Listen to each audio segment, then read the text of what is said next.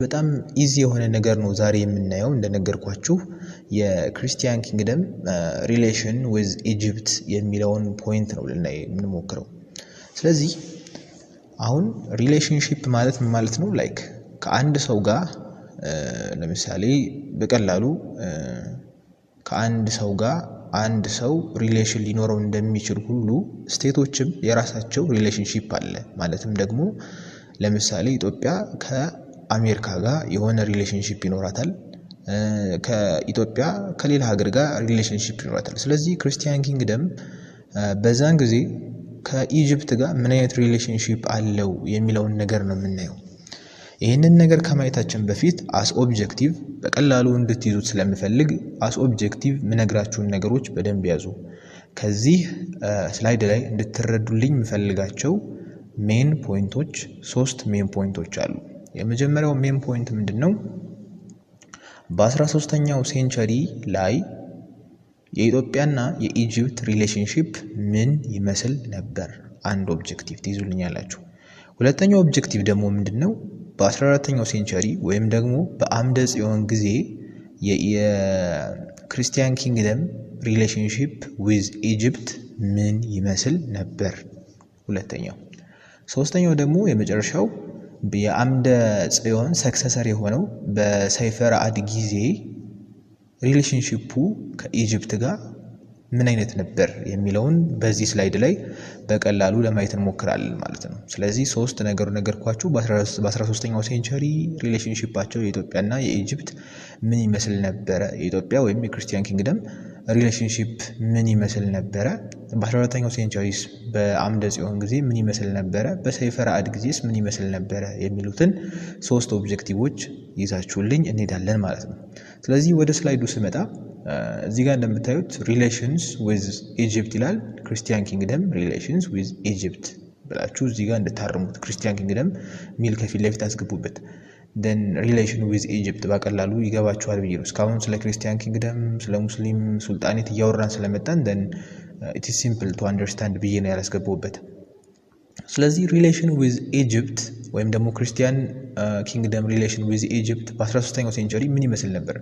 from the late 13th century onwards the Christian kingdom continued to maintain relations with Egypt.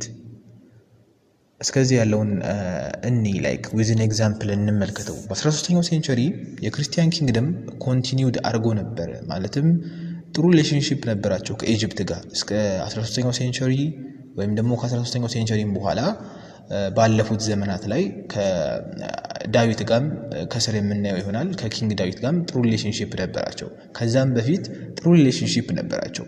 then ይሄ ሪሌሽንሺፑ ግን ምንጩ ምን ነበረ? which was mainly እዚህ ጋር እንደምታዩት which was mainly religious in character ካራክተሩ ሪሊጂየስ የነበረ ነው። ኢቭን ወደፊት እናየዋለን ቻፕተር 6 ወይም ደግሞ ቻፕተር 5 ላይ ኢትዮጵያ ፓትሪያርኮቿን የምታነክሰው ከኢጂፕት በሚቀቡት ቅብ ነው ወይም ደግሞ በሚቀቡት ቅብአ ቅዱስ ነው ፓትሪያርኮች የሚነክሱት ማለት ነው። ቅብአ ሜሮን የሚባል አለ በቤተ ክርስቲያን ማለት ነው። ስለዚህ based on that ነው የሚነክሱት ለንግስና ወይም ደግሞ የሚቀቡት ማለት እንችላለን ባጭሩ ማለት ነው። ኢቭን ንጉሶች ራሱ የሚቀቡት ከዛ የመጣው ሜሮን ስለነበረ ማለት ነው። እና ስለዚህ በዚህ ምክንያት ሪሌሽንሺፕ ነበራቸው፣ ሪሊጂየስ የሆነ ሪሌሽንሺፕ ነበራቸው። ኢቭን ፓትሪያርክ መሾም የጀመረው በኢትዮጵያ በራሷ መሾም የጀመረችው ከኃይለ ሥላሴ በኋላ ነው የሚለውንም ታሪክ ወደፊት የምናይ ይሆናል። ግን ዞሮ ይሄን ያህል ሪሌሽንሺፕ ነበራቸው፣ ሪሊጂየስ ሪሌሽንሺፕ ነበራቸው በ13ኛው ሴንቸሪ ጊዜ የሚለውን ነገር ሜንሊ እንድትይዙልኝ እፈልጋለሁ። also እዚህ ጋር ሚላ both Egypt and Ethiopia continue to act as protectors of religious minorities in their respective domain በራሳቸው ሪስፔክቲቭ በሆነ ዶሜን ላይ ሪሊጂየስ ማይኖሪቲ እንዳይኖር ፕሮቴክት ያደርጋሉ። ለምሳሌ ይሄ ነው ኤግዛምፕል የሚሆነን በአክሱማይት ጊዜ ያወራ ነው ኪንግ የኢትዮጵያ ኪንግ አለ which is ኢስላም ወደ ኢትዮጵያ በመጣ ጊዜ which is minority እንዳይኖር ወይም ደግሞ ሁሉም ሃይማኖት እኩል እንዲሆን ሃይማኖት የግል ሀገር የጋራ ብሎ አሰሩል ያወጣበት መንገድ እንዳለ ታስታውሳላችሁ ባለፈው ዲስከሽናችን ላይ ማለት ነው ስለዚህ እንደዚህ አይነት ነገሮች አሉ ሪሊጂየስ ማይኖሪቲዎች እንዳይኖሩ within respective domain ሁለቱም ይከላከሉ ነበር ኢጂፕትም ደን ኢትዮጵያም ይከላከሉ ነበር ማለት ነው ስለዚህ ይሄ በ19ኛው ሴንቸሪ ላይ የነበራቸው ሪሌሽን ሞር ሪሊጂየስ ካራክተር ያለው ብሎም ደግሞ ሪሊጂየስ ማይኖሪቲ እንዳይኖር ሁለቱም የሚፈልጉበት the same ካራክተር ያላቸው እንደሆኑ 19ኛው ሴንቸሪ ላይ ማየት እንችላለን ማለት ነው then ወደ 14ኛው ሴንቸሪ need በ14ኛው ሴንቸሪ which is ከአምደ ጽዮን ጋር የነበራቸው ሪሌሽንሺፕ ነው በ14ኛው ሴንቸሪ ምንድነው የተፈጠረው መሐመድ persecuted the Copts and destroyed their churches in Cairo መሐመድ የኢጂፕቲያን ገዢ የነበረው በዛን ጊዜ በ14ኛው ሴንቸሪ መሐመድ የኮፕትን ላይክ ኮፕቶቹን ወይም ደግሞ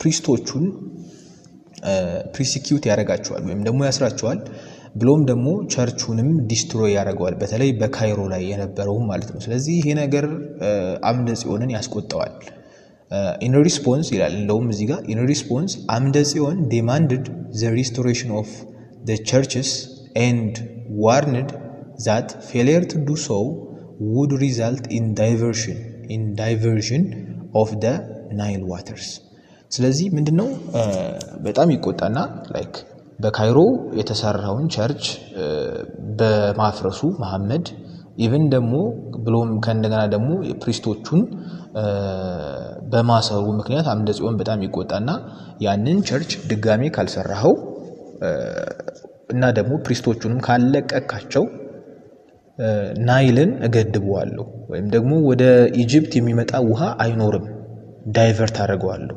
እቀይረዋለሁ መንገዱን የናይልን ዋተር ብሎ ያስፈራራዋል ማለት ነው ስለዚህ በዚህ የሚያስፈራራበት ጊዜ ቸርቹንም ሰርቶታል ደን የታሰሩትንም ኮፕቶች ለቋቸው ነበር ማለት ነው እንግዲህ ይሄ በ14ኛው ሴንቸሪ በአምደ ጽዮን ጊዜ የሆነ ነገር ነው ከዛም በኋላ ያላቸው ሪሌሽንሺፕ በመናይበት ጊዜ ከአምደ ጽዮን በኋላ ሰይፈ ረአድ ይተካል ደን ሰይፈ ረአድም በነገሰ ጊዜ ከፓትሪያርክ ማርቆስ እዚህ ጋር እንደምታዩት ፓትሪያርክ ማርቆስ sent a message to ሰይፈ ረአድ ለሰይፈ ረአድ ሜሴጅ ይልኩለታል because the patriarch was under prison by Egyptian sultan በዛም ጊዜ የነገሰው በሰይፈ ረአድ ጊዜም ኢጂፕት ላይ የነገሰው ሱልጣን ፓትሪያርኩ ማርቆስን አስሯቸው ነበርና ሜሴጅ ይልኩበታል ሰይፈ ረአድ ላይ ማለት ነው በመልእክተኛ ይልኩበታል ሰይፈ ረአድ ላይ ሰይፈ ረአድም ይሄንን ነገር ሲሰማ ላይክ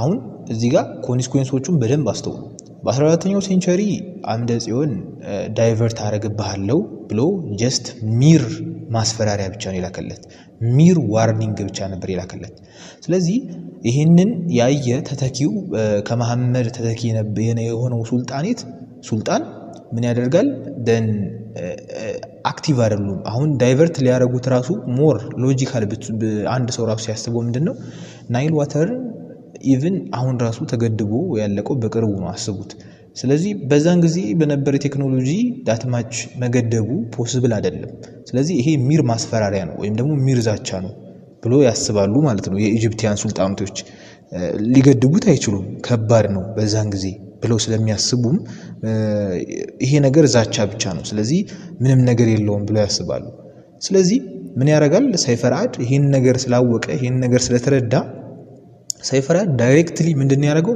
ሞቢላይዝድ ነው ያደረገው ሂውጅ አርሚዎችን ማለት ነው ሰይፈ ረአድ is said to have mobilized a huge army against Egypt ሂውጅ አርሚውን እንዳለ ሞቢላይዝድ ያደረገ ወይም ደግሞ አስፋፋቸው ወይም ደግሞ ለዘመቻ አዘጋጃቸው ሁሉንም ማለት ነው against Egypt ግን after which the sultan ይሄንን ያየው ላይክ ሚር ማስፈራሪያ ብቻ እንዳልሆነ የገባው የኢጂፕቲያን ሱልጣን ወዲያውኑ ፓትሪያርክ ማርቆስን ሪሊዝ ያደርጋቸዋል ይለቃቸዋል ከዛም በኋላ ደግሞ በተወካይ ስጦታዎችን ለኪንጉ ይልክና ከዛ በኋላ ኪንጉ ዘመቻውን እንዲያቆሙለት ያደርጋል ማለት ነው ሰይፈ ረአድ ዘመቻውን ወደ ኢጂፕት እንዳያደርግ ያቆማል ማለት ነው ስለዚህ ሪሌሽኖችን እስካሁን ያየናቸው በ13ኛው ሴንቸሪ ላይ ሁለቱም ሪሊጂየስ ካራክተር የነበራቸው ጥሩ ሪሌሽንሺፕ የነበራቸው ናቸው ሪሊጂየስ ማይኖሪቲዎችንም ይጠብቁ የነበሩ ኢጂፕትና ኢትዮጵያ በ13ኛው ሴንቸሪ ላይ የነበራቸው ሪሌሽን ነው። በ14ኛው ሴንቸሪ ላይ ደግሞ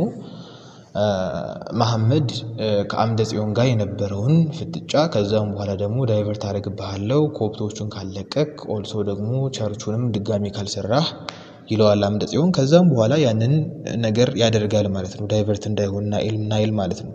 then ይሄንን ላይክ ዳይቨርት ማድረጉን ሚር ማስፈራሪያ ብቻ እንደሆነ የተረዳው ከመሐመድ እግር ስር የተሰካው የኢጂፕቲያን አናዘር ሱልጣን አሁንም ፓትሪያርክ ማርቆስን ፕሪዝን ውስጥ ያስገባቸዋል። then ሰይፈ ረዓድ ይሄ ነገር ጀስት ማስፈራሪያ ብቻ እንዳልሆነ ለማሳየት ሞቢላይዝ ያደርጋል አርሚዎቹን። then ይሄ ነገር እውነት እንደሆነ ሲያውቅ የኢጂፕቲያ ሱልጣኑ ፓትሪያርኩን ይለቃቸውና በዴሊጌሽን ላይክ በመማፀኛ እጅ መንሻ ይልክና then ከዛ በኋላ ይሄን ሞቢላይዜሽን ወደ እነሱ ሀገር ወይም ደግሞ ወደ ኢጂፕት እንዳይገባ ያደርጋል ማለት ነው። ስለዚህ ኦል ዘ ኢሹ ይሄ ነው ማለት ነው። ስለዚህ ሶስቱ ሜን ፖይንቶች ከያዛችሁ መጀመሪያ የነገርኳችሁ ኦብጀክቲቮች then አሁን ያወራናቸው ፖይንቶች ኢዚ ይሆናሉ ብዬ አስባለሁ። ይሄን ያህል ካልን ወደ ቀጣዩ ሪሌሽንሺፕ ደግሞ እንሂድ። የቀጣዩ ሪሌሽንሺፕ የሚያተኩረው በ14ኛው ሴንቸሪ ሆኖ ግን ደግሞ ከኪንግ ዳዊት ጋር ያለውን ሪሌሽንሺፕ ነው የሚያተኩረው። ለምሳሌ እዚህ ጋር እንደምታዩት during 14th century established harmonious relationship between king David and Egypt ይላል ማለት ነው። ስለዚህ ከዚህ ቀጥሎ ያለው ሁለት ኦብጀክቲቮች ብቻ ነው የምትይዙልኝ። የመጀመሪያው ኦብጀክቲቭ ከኪንግ ዳዊት ጋር ኢጂፕት ምን አይነት ሪሌሽን ነበራቸው፣ ከዛ ደግሞ ከዘርዓ ያዕቆብ ጋር ምን አይነት ሪሌሽን ነበራቸው። በቃ ሁለቱን አይተን የዛሬውን ቱቶሪያል እንጨርሳለን ማለት ነው። ስለዚህ during 14th century እንዳልኳችሁ ከኪንግ ዳዊት ጋር ኢጂፕቶች የነበራቸው ሪሌሽንሺፕ በጣም ጥሩ የሚባል ሪሌሽንሺፕ ነበር። በዛም ምክንያት ኢቭን ሱልጣኑ በዛን ጊዜ የነገሰው ከኪንግ ዳዊት ጋር የነበረው ሪሌሽን እስከምን ድረስ ነበረ? ፒስ ኦፍ ትሩ ክሮስን እስከመላክ ወይም ደግሞ ግማደ መስቀሉን አሁን በግሸን ደብረ ከርቤ ካልተሳሳትኩኝ በዛ የሚገኘውን ግማደ መስቀሉን እስከመላክ ድረስ የደረሱ ናቸው ማለት ነው። ስለዚህ even the true cross is sent at the time of King David by those Egyptian sultanates ማለት ነው። ስለዚህ በኢጂፕቲያን ሱልጣን ነው የተላከው ኢቭን ይሄ ትሩ ክሮስ ማለት ነው። ስለዚህ በጣም ስሙዝ የሆነ ሪሌሽንሺፕ ነበራቸው። ሲልኩም ደግሞ ትሩ ክሮሱን አስ ሪስፖንስ ደግሞ ነምበር ኦፍ ሪሊጂየስ ፔንቲንጎችን ለሱልጣኑ ወደ ኢጂፕት ልከዋል። ኪንግ ዳዊትም ማለት ነው። ኪንግ ዳዊትም የተለያዩ እጅ መንሻዎችን በዛውም ደግሞ ሪሊጂየስ ፔንቲንጎችን ልከው ነበር ማለት። ስለዚህ በጣም ስሙዝ ነበር በኪንግ ዳዊት ጊዜ የነበረው ሪሌሽንሺፕ ማለት ነው። ሁለተኛው በኪንግ ዘርዓ ያዕቆብ ጊዜ የነበረው ሪሌሽንሺፕ ነው። ማለትም በ1437 ወይም በ1438 የነበረው ሪሌሽንሺፕ ነው። ምንድነው? ገና ልክ እንደነገሰ ዘርዓ ያዕቆብ ሮት ያደርግላቸዋል። ምን አይነት ፍሬንድሊ የሆነ ሌተር ለሱልጣኔቱ በተለይ ለባርሻባይ ይልክለታል። እናም የሚልክለት ሌተር ምንድነበር የሚለው ፕሮቴክት እንዲያደርግ በኢጂፕት ውስጥ ያሉ ክርስቲያኖችን ፕሮቴክት እንዲያደርግ ነበረ ወይም ደግሞ እንዲጠብቃቸው የመጀመሪያ ልክ እንደነገሰ ዘርዓ ያዕቆብ ለባርሳባይ ይልክለታል ሜሴጅ ማለት ነው። ግን ባርሳባይ after 3 years later ባርሳባይ ይወርድና ሌላ ኪንግ ይተካል። ሱልጣኔት which is ጃኩማ የሚባል ይተካል ኪንግ ማለት ነው። ስለዚህ ከ3 ዓመት በኋላ ፓትሪያርክ ዮሐንስም ከእንደገና ለዘርዓ ያዕቆብ ሜሴጅ ይልኩለታል። ይሄም ሜሴጃቸው ምንድነው? ፌመሷ ቸርች ደብረ ምጥማቅ የምትባለው ወይም ደግሞ ቸርች ኦፍ ምጥማቅ የምትባለው ዲስትሮይድ እንደሆነች የሚነግሩትበት ሜሴጅ ነበር። ስለዚህ ይሄንን እንደሰማ ዘርዓ ያዕቆብ ኢቮሪና ስትሮንግ ወርድ ኢቮሪ ስላችሁ የዝሆን ኩምቢ እንደማለት ነውና እሱ ላይክ እጅ መንሻም ሆኖ ወይም ደግሞ ወደ አንድ ኪንግ ስኬድ ላይክ እጅ መንሻ ወይም ደግሞ ጥሩ ሪሌሽንሺፕ እንዲኖር ይዞት የሚኬድ ነው። በመልእክተኞች ይዘውት የሚሄዱ ነው እና ያንን ነገር ከኢቮሪውን ከእንደገና ከስትሮንግ ወርድ ጋር አከታትሎ ወደ ኢጂፕት ይልካል። ያንን ነገር እንደሰማ ማለት ነው። ደብረ ምጥማቅን ይሄ ሱልጣን ጃኩማ እንዳፈረሳት በሰማ ጊዜ ስትሮንግ የሆነ ወርድ ሌተር ፕላስ ደግሞ ኢቮሪዎችን ይልክለታል እሱ ማለት ነው። ኢን ዘ ሪፕላይ ጃኩማም ደግሞ ሴንት ያደርግለታል ኢቮሪዎቹን ከእንደገና ማለት ነው።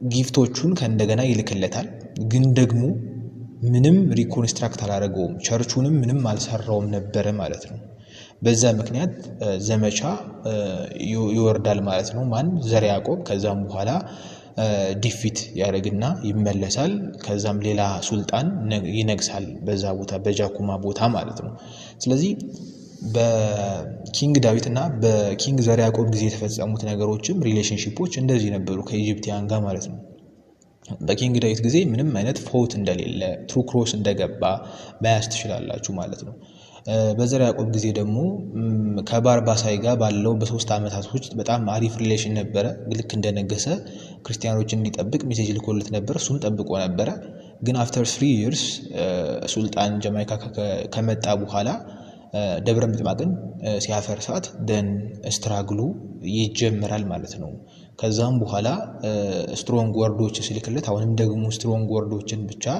እያላከለት ችግሩ ተጥጥፎ ደን ፎት ውስጥ ይገባሉ ደን ከዛም በኋላ በዘር ያዕቆብ አሸናፊነት ይጠናቀቃል ማለት ነው ስለዚህ this is all about the relationship between Egypt and Ethiopia ሪሌሽንሺፓቸው ይሄንን ይመስላል በቀጣይ ደግሞ በክርስቲያን ኪንግደም ከኢሮፖች ጋር ያለውን ሪሌሽንሺፕ ለማየት እንሞክራለን ማለት ነው ስለዚህ ቱቶሪያሉ ከተመቻችሁ ላይክ ሰብስክራይብ ሼር ኮሜንት ማድረግ እንዳትረሱ ኤኒ ቅር ያላችሁ ነገር ካለ ኮሜንት ላይ ልትገልጹልኝ ትችላላችሁ ኤኒ እንዲሰራላችሁ የምትፈልጉት ነገር ካለ ኮሜንት ላይ ልትገልጹልኝ ትችላላችሁ ኤኒ ጥያቄ ካላችሁም ኦፕን ነው ደን አስክ ማድረግ ትችላላችሁ ማለት ነው ይሄን ያልካልኳችሁ የዛሬን ቱቶሪያል በዚህ እናብቃ ስላዳመጣችሁኝ አመሰግናለሁ ባይ